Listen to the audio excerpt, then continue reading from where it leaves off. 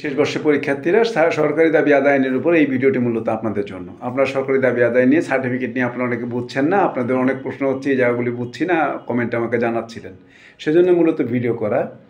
Certificate বিষয়টা জানার আগে আমাদের সামগ্রিক পর্যায়ক্রমে আমরা একটু সংক্ষিপ্তভাবে বলার চেষ্টা করি। সেক্ষেত্রে আপনাদের মনে রাখতে হবে আমার ইউটিউব চ্যানেলে সরকারি দাবি আদায়ের উপর একাধিক ভিডিও আছে, ওগুলি যদি একটু মনোযোগ দিয়ে বুঝে ফেলেন ব্যাপারটা আপনি ক্লিয়ারলি বুঝে যাবেন।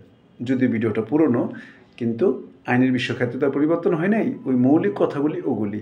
আমি বিষয়টাকে আবারও একটু সামারাইজ করে আপনার সামনে তুলে ধরছি, যাতে ওগুলির সাথে এগুলির মধ্যে যদি কোনো ধরনের পার্থক্য ফলো করে থাকেন তাহলে আপনাকে এই বাকি তথ্যগুলি কভার করতে সহায়তা করবে। সরকারি দাবি আদায় আইন কি? এই জিনিসটা সহজ কথা হচ্ছে, সরকারের বিভিন্ন সংস্থা যদি কোনো ব্যক্তির কাছে টাকা পায় তাহলে সেই টাকা আদায় করাটাই হচ্ছে ওইটাই সরকারি দাবি, যে সরকারি পাওনা, ওটা আদায় করার জন্য একটা আইন করা হয় 1913 সালে, ইংরেজ আমলে এটা করা হয়। অর্থাৎ আপনার আমার মধ্যে টাকা সংক্রান্ত কোনো ঝামেলা লাগলে এটা আস্তে আস্তে বছরকে বছর কোর্টে চলুক, সমস্যা নাই, কিন্তু সরকারের কোনো পাওনা হলে সরকার যেন দ্রুততম সময় তুলে নিতে পারে, বিনিময়ে আমাদের রাষ্ট্রের উন্নয়নে ব্যয় করবে, আমাদের বিভিন্ন সেবামূলক খাত সৃষ্টি করবে, এই অজুহাতে সরকার দ্রুততম সময় আপনার আমার কাছ থেকে কর বা বকেয়া বিভিন্ন জিনিসগুলি আদায় করে নিতে চায়। এই জন্য এই আইনটাকে তৈরি করা। এই আইনটার মধ্যে একজন বিচারক থাকবেন, যে বিচারক হবেন জজ ম্যাজিস্ট্রেটদের মধ্যে ওইভাবে না, ডিসি বা জেলা প্রশাসকের আরেকটা নাম হচ্ছে কালেক্টর। ওই কালেক্টর বা কালেক্টরের নিচের পোস্টে, ডিসির নিচের পোস্টে আরও পদবিতে আরও লোক থাকে না, এডিসি আরও বিভিন্ন ধরনের লোক থাকে, আপনারা জানেন। সেই ব্যক্তিবর্গরা ওই একটা কোড বানিয়ে ডিসি সাহেব সিলেক্ট করে দিবেন কে ওখানে বসবেন। হ্যাঁ, তো উনি ওইটা হচ্ছে মোটামুটি একটা রাজস্ব আদালত আমরা বলতে পারি, মানে রাজস্ব আদায়ের আদালত বলতে পারি ওইটাকে। ওখানে যিনি বসবেন ওই বিচারকের নাম তখন হবে সার্টিফিকেট অফিসার। তখন যখন কোনো ধরুন আয়কর আপনার কাছ থেকে 3 লক্ষ টাকা পায়, আয়কর কর্তৃপক্ষ আপনার নামে লিখিতভাবে জানালো, সার্টিফিকেট অফিসের কাছে লিখিত মামলাই করলো, ধরেন মামলাই করলো আমার টাকাটা আদায় করে দেওয়ার জন্য, উনি পড়ে টোরে ওনার নির্দিষ্ট ফর্ম আছে, সার্টিফিকেটের একটা ফর্ম, ওটার মধ্যে আপনার বিরুদ্ধে ডিটেল লিখে আপনার বিরুদ্ধে পাঠাবে নোটিশ আকারে। আমরা মামলার মধ্যে দেখি সমন আকারে পাঠাই, এটাকে পাঠাবে নোটিশ আকারে। এটা এই আইনের 7 ধারাতে বলে দেওয়া আছে যে কারোর বিরুদ্ধে অভিযোগ আসলে 7 ধারা অনুযায়ী তার প্রতি একটা নোটিশ দিয়ে তাকে জানাতে হবে যে বিষয়টা এরকম। এই নোটিশটা দেওয়ারটাই হচ্ছে মূলত এটা নোটিশ, কিন্তু যেই অভিযোগের যে প্রেক্ষিতে আদালত যে আপনার কাছ থেকে যে বর্ণনাটা দিয়ে লেখাটা পাঠাচ্ছে এটাকে বলে সার্টিফিকেট, আর উনি এটা প্রস্তুত করেন বলে ওনাকে বলা হয় সার্টিফিকেট অফিসার। তাহলে ব্যাপারটা হচ্ছে আপনার কাছে গিয়ে মনে করেন আপনার কাছ থেকে 3 লক্ষ টাকা পায়, সার্টিফিকেট অফিসার আপনার উপর ইস্যু করলো, ইস্যু করা মাত্র আপনার সম্পত্তিটা আপনার কিচ্ছু করতে পারবেন না, এটা হস্তান্তর অযোগ্য হয়ে যাবে, এটা ক্রোক হয়ে যাবে, এটা দায়যুক্ত হয়ে যাবে, এটা যদি কেউ কোনো কিছু কেনার চেষ্টা করে কোনো লাভবান হবে না, ইচ অ্যান্ড এভরিথিং, চ্যানেলগুলো ব্লক হয়ে যাবে নোটিশটা আসা মাত্র, স্বয়ংক্রিয়ভাবে, বলতে হবে না। এই নোটিশটা মানে হচ্ছে তোমার সব কিছু স্টপ।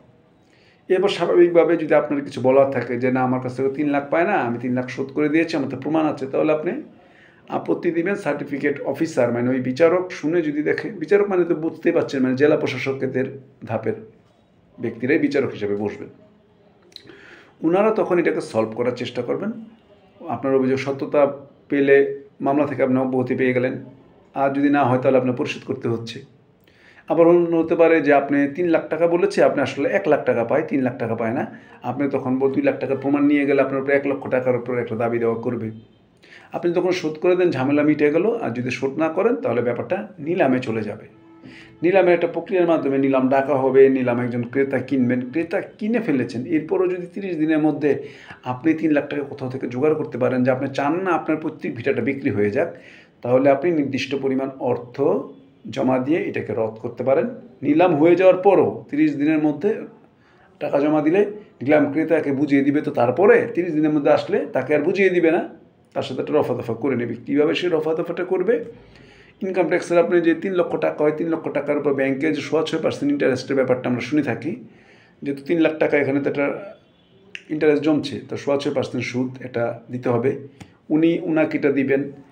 তারপর হচ্ছে নিলাম ক্রেতা যে কষ্ট করে কিনলো তাকে 5% প্রফিট দিতে হবে। উনি যে টাকাটা ইনভেস্ট করেছেন ওইটা সে সরকার থেকে তুলে নেবেন, কিন্তু উনি তো কষ্ট করে একটা আশা নিয়ে কিনেছিলেন, এই জন্য তাকে যে টাকাটা দিনে কিনেছেন ওইটার উপর 5%। এখন 3 লক্ষ টাকা তার ইনকাম ট্যাক্স পায়, এখন টেন্ডারে যদি বেশি পায় ওর উপর 5% দিতে হবে। এরপর এই আরও অন্যান্য যে পাওনা দেওয়ানাগুলি আছে, বিভিন্ন ধরনের খরচ টরচ হয়ে থাকে, এগুলোকে দিবে, এগুলির মাধ্যমে এটা সলভ করবে।